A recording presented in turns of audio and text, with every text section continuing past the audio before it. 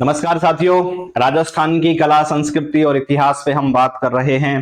राजस्थान के दुर्गों की सीरीज हमारी जारी है, जिसमें हम लगातार आप तक राजस्थान के किलों का परिचय, राजस्थान के दुर्गों से संबंधित क्वेश्चन पहुंचा रहे हैं। और अभी हम बात कर रहे हैं तारागढ़ की, जो अजमेर में स्थित है। इसके अलावा तारागढ़ का किला एक बूंदी में भी है, लेकिन यहाँ हम तारागढ़ अजमेर की बात कर रहे हैं, जिसे अरावली का अरमान कहा जाता है, जिसके बारे में कहा जाता है कि बांको है गढ़बीठली। गढ़बीठली का ये किला अपने आप में बांका है। बांका कहते हैं, राजस्थानी भाषा का शब्द है अद्भुत को, जो अपने आप में अद्भुत हो। तो ये 100% प्रमाणिक जानकारी, ऑथेंटिक जानकारी आप तक पहुंचा रहे हैं। तारागढ़ किले के बारे में हम बात करेंगे। इनके निर्माता की बात करते हैं तो तारागढ़ किले के जो निर्माता हैं, अजय राज चौहान या अजय पाल चौहान हम कह सकते हैं। 1113 में इसको अजय पाल बनवाता है। सुंदरता के कारण ये राज का हृदय कहता है, राजस्थान का हृदय कहलाता है अजमेर। 1113 ईस्वी में अजमेर की स्थापना अजय राज चौहान जी द्वारा की गई और यहीं किले का निर्माण करवाया गया। तो 1113 ईस्वी में यह किला बनवाया गया। अजय मेरू इस किले का उपनाम हम कह सकते हैं। गढ़ बीठली, बीठली की पहाड़ी पर बना होने के कारण यह किला गढ़ बीठली कहलाता है। गढ़ कहते हैं किले को और बीठली मतलब बीठली पहाड़ी पर स्थित है, इसलिए गढ़ बीठली यह कहलाता है। हृदय यहां लिखा हुआ है, जिससे अर्थ है राजस्थान का हृदय। राजस्थान का हृदय कहलाता है अजमेर का किला। सिंपल सा पॉइंट है। अरमान शब्द से याद रखेंगे अरावली का अरमान। अरावली पहाड़ी पर स्थित है।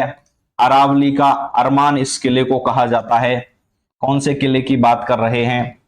तारागढ़ किले की हम बात कर रहे हैं। अरावली का अरमान इसको कहते हैं, राजस्थान का हृदय कहते हैं। गढ़ बीठली तो एक ऐसा क्वेश्चन हो गया है जो हर परीक्षा में लगभग सिंपल वे में पूछ लिया जाता है कि गढ़ बीठली का किला कौन सा है, तो ये अजमेर का किला है। राजपूताने की कुंजी इसको कहा जाता है। अंग्रेजों के समय पर राजपूताने की कुंजी, अंग्रेजों के समय पर राजस्थान की रियासतों का संचालन अंग्रेजों द्वारा जो देखभाल की जाती थी, जो इनका एजीजी रहता था अंग्रेजों का, वो अजमेर में ही कार्यालय बनाया हुआ था। इसलिए कह सकते हैं कि राजस्थान की कुंजी यानी राजस्थान की चाबियां, राजपूताने की चाबियां अजमेर में ही रहती थी, इसलिए अजमेर को राजपूताने की कुंजी कहा जाता है। राजस्थान का जिब्राल्टर दुर्ग इसको कहते हैं। इसको तारागढ़ का किला कहा जाता है। इसके पीछे क्वेश्चन ये है कि इसको तारागढ़ क्यों कहते हैं, जबकि यह अजमेर का किला है, अजय राज द्वारा बनवाया गया है, तो तारागढ़ नाम क्यों पड़ा? इसके पीछे छोटा सा वृत्तांत यह है कि मेवाड़ रियासत के जो राजकुमार थे, उड़ना पृथ्वीराज, जो महाराणा सांगा के बड़े भाई थे, उड़ना पृथ्वीराज ने अपनी रानी ताराबाई के नाम पर इस किले का नाम तारागढ़ कर दिया। यह तारागढ़ का किला यानी अजमेर का किला उस समय मेवाड़ रियासत के अधीन आता था और उड़ना पृथ्वीराज ने यहां कुछ निर्माण कार्य करवाए और इस किले का नाम अपनी रानी ताराबाई के नाम पर तारागढ़ कर दिया। जबकि बूंदी का जो तारागढ़ है, बूंदी का जो तारागढ़ है, उस तारागढ़ को तारागढ़ इसलिए कहा जाता है क्योंकि वह तारे जैसी आकृति का उसका परकोटा है, स्टार शेप में उसका परकोटा बना हुआ है, इसलिए उसको तारागढ़ कहते हैं। बूंदी वाले को स्टार शेप में परकोटा बना होने के कारण, और यहां ताराबाई के नाम पर उड़ना पृथ्वीराज द्वारा निर्माण कार्य करवाए जाने के कारण इस किले को तारागढ़ कहा जाता है। तो ये दोनों को तारागढ़ कहने के अलग अलग कुछ कारण हैं, इन पे हमने बात करी। इसके बाद हम बात कर रहे हैं राजस्थान का ऐसा किला जिसने सर्वाधिक स्थानीय आक्रमण सहे हैं। सर्वाधिक स्थानीय आक्रमण सहने वाला किला, राजस्थान की अधिकांश रियासतों ने समय समय पर इस पर अपने अधिकार स्थापित किए और अपने अंडर में इस किले को रखा। तो सर्वाधिक स्थानीय आक्रमण सहने वाला किला अगर पूछ लिया जाए तो तारागढ़ का किला है, और सर्वाधिक विदेशी आक्रमण सहने वाला किला भटनेर का किला है हनुमानगढ़ में। इसके बाद है गिरी दुर्ग। तारागढ़ का किला एक गिरी दुर्ग है क्योंकि यह पहाड़ी पर बना हुआ है। गिरी दुर्ग की श्रेणी में इसको रखा गया है। मीरान साहब की यहां दरगाह बनी हुई है।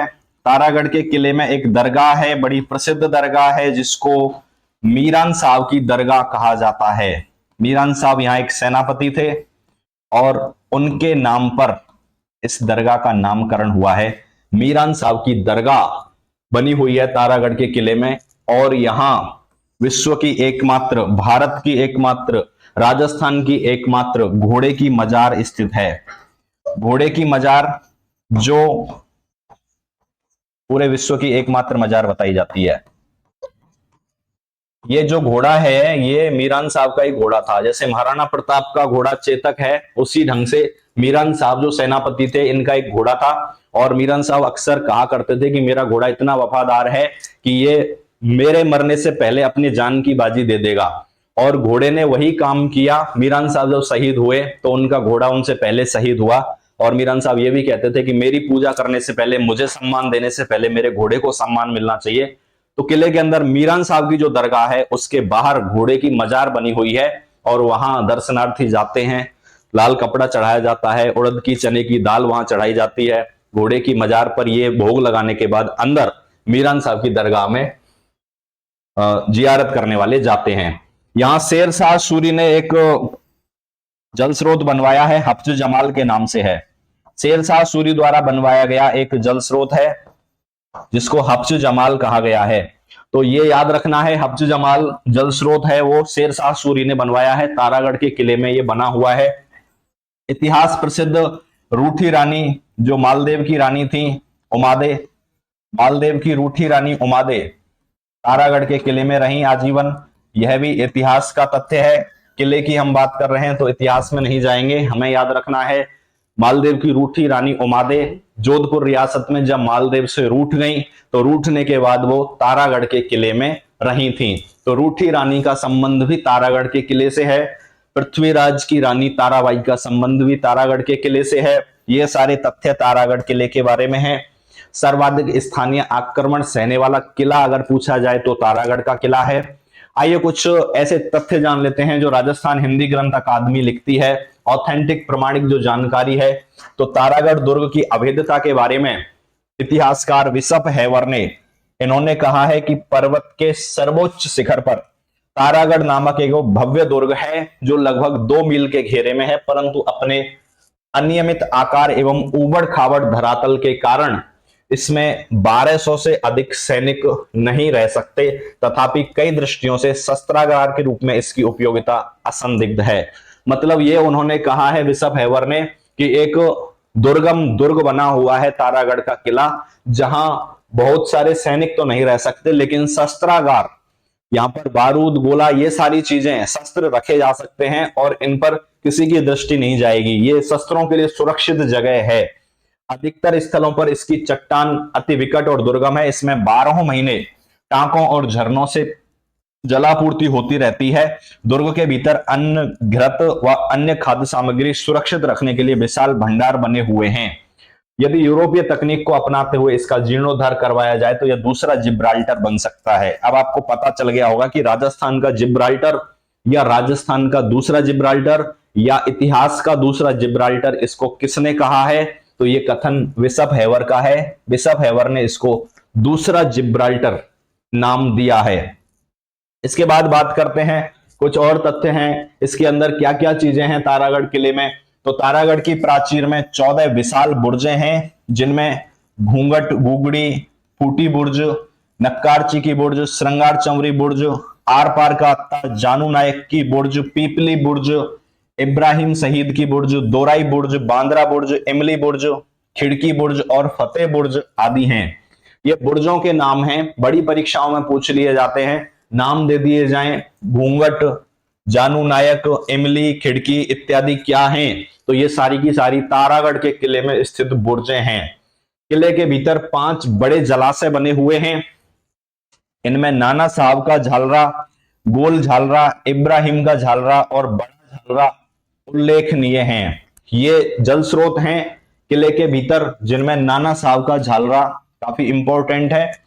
तारागढ़ के भीतर ऊंचाई पर प्रसिद्ध मुस्लिम संत मीरान साहब की दरगाह भी है, जिसकी अभी हम चर्चा कर रहे थे। तो मीरान साहब की दरगाह पूछी जाती है, तो मीरान साहब की दरगाह तारागढ़ के किले में स्थित है।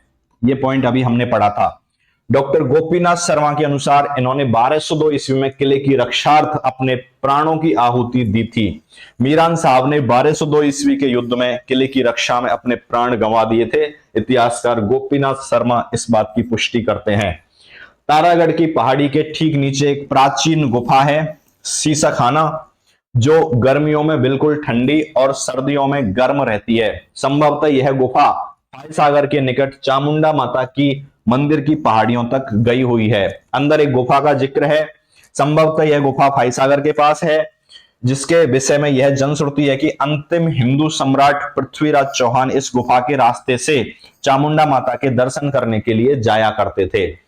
यानी तारागढ़ किले से चामुंडा माता के मंदिर तक एक इंटरनल गुफा बनी हुई है, जिसमें पृथ्वीराज चौहान उस गुफा में होकर के दर्शन करने के लिए जाया करते थे। तारागढ़ के किले में ये सारी चीजें हैं। बुर्जों के बारे में पूछ लिया जाए, मीरान साहब की दरगाह है। इसके अलावा तारागढ़ के किले में घोड़े की मजार, सर्वाधिक स्थानीय आक्रमण सहने वाला किला, ये सारे पॉइंट हमने पढ़े थे। हिंदी ग्रंथ अकादमी की किताबों से जानकारी ली। रूठी रानी का उल्लेख यहाँ आता है। गिरिदुर्ग की श्रेणी में तारागढ़ आता है। और हफ्ज जमाल नामक जल स्रोत के बारे में बात करी। राजस्थान का हृदय इसको कहा जाता है। अरावली का अरमान कहा जाता है। निर्माता की हमने बात करी, निर्माता अजय राज चौहान हैं। और तारागढ़ इसको क्यों कहते हैं, इस बात का भी हमने जिक्र किया। ये सारी चीजें हमने तारागढ़ किले के बारे में पढ़ी। बूंदी के तारागढ़ से अजमेर का तारागढ़ किस प्रकार भिन्न है, दोनों को तारागढ़ नाम देने के पीछे क्या कारण है, इसकी जानकारी भी हमने प्राप्त की। 100% ऑथेंटिक जानकारी राजस्थान हिंदी ग्रंथ अकादमी की किताबों से आपको पहुंचाई जा रही है। किसी भी किले की A to Z नॉलेज आपको दी जा रही है और आप इन वीडियोज का लाभ उठाएं। बहुत बहुत धन्यवाद।